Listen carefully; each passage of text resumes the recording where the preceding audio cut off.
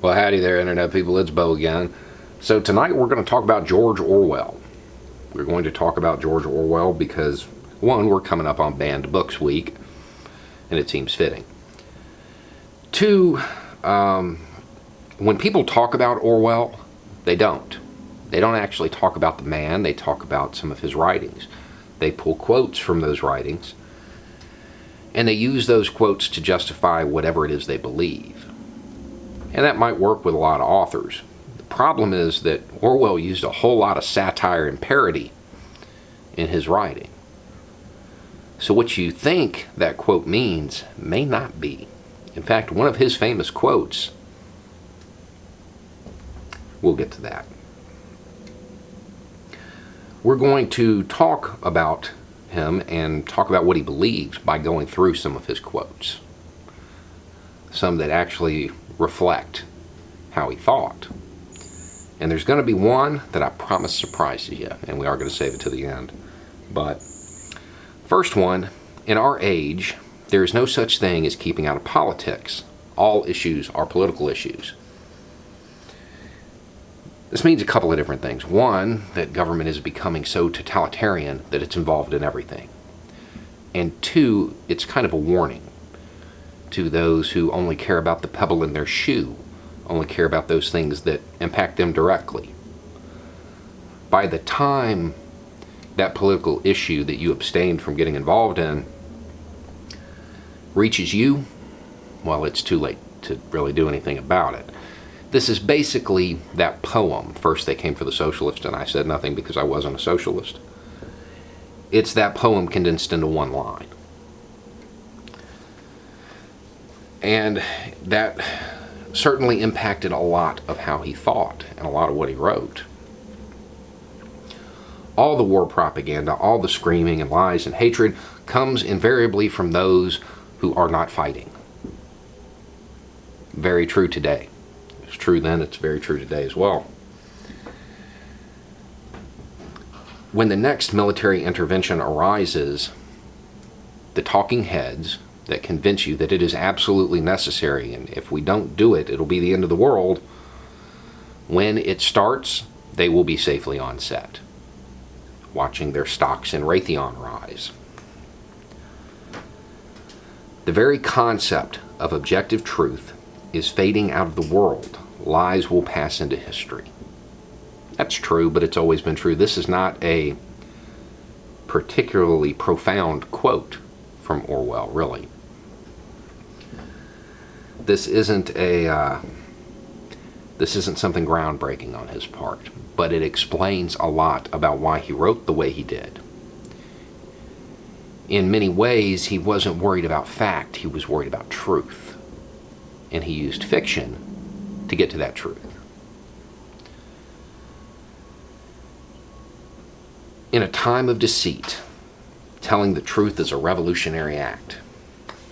This is definitely something he believed and truly reflected him. But I think people short sell this quote. They think it means Edward Snowden's a good person. And yeah, it could be applied that way. But see, I think this is really prophetic. I think what he's saying, really, is that the real battlefield of the future is that 4-inch space inside your skull. And that with the control systems that governments have becoming so advanced, like mass media, as showcased in 1984, that if they are successful in using deceit to shape your beliefs and your ideology, they'll never face a revolution unless somebody tells the truth. That, to me, is pretty profound. Journalism is printing what someone else does not want printed. Everything else is just public relations. And that is true. Journalism is collecting other people's enemies as a hobby. This explains a lot about how he wrote. In, what was it? Homage to Catalonia. There are entire sections of that book that could be dropped, completely irrelevant to the plot, really, but they were included In fact, they were criticized as being journalism within it.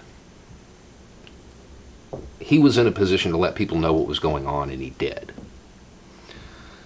You know, Hunter S. Thompson is seen as the father of gonzo journalism. And that's definitely true.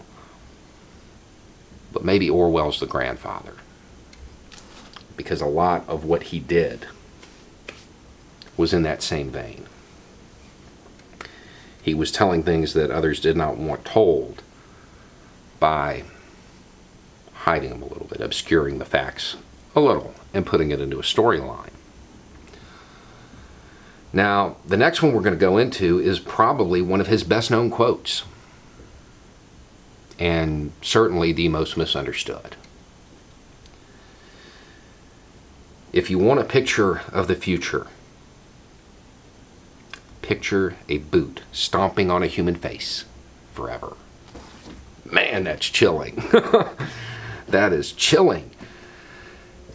Man, he didn't see a good future for us. The problem is that's not him. That's not him. I mean, he wrote the words, but they're not his thoughts. They're the bad guys in 1984. This has been cast as his prophetic last warning to the people of the world. No, it wasn't. Orwell wasn't a pessimist. He was a realist. What this is saying in the context of how it was really presented was that the establishment, the elites, are betters. They see themselves as so far above us. They're not even human.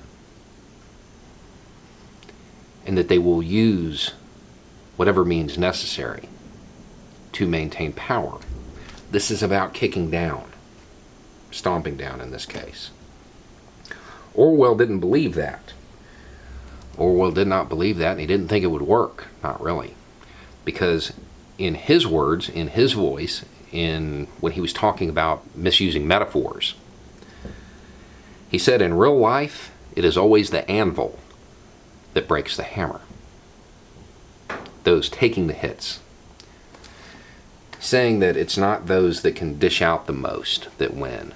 It's those that can take the most. If there was a sequel to 1984, it would probably be the proles finding their power, realizing the power they have because of their numbers after taking so much abuse, and staging a revolution. Now, this is the one that is going to shock a lot of people, and is definitely going to be the most entertaining. 1936, 1937 turned the scale, and thereafter I knew where I stood. Every line of serious work that I have written since 1936 has been written directly or indirectly against totalitarianism and for democratic socialism. Yeah, put that on a picture of AOC and share it. Orwell was a unique person. His writing, a lot of it was satire, it was parody. In order to understand it, you have to understand what was going on at the time, and you have to understand him. The idea that he thought the future was hopeless, and that was what was going to happen, no, definitely not. If he did, he wouldn't have spent so much time trying to tell truth in an age of deceit. Anyway, it's just a thought. Y'all have a good night.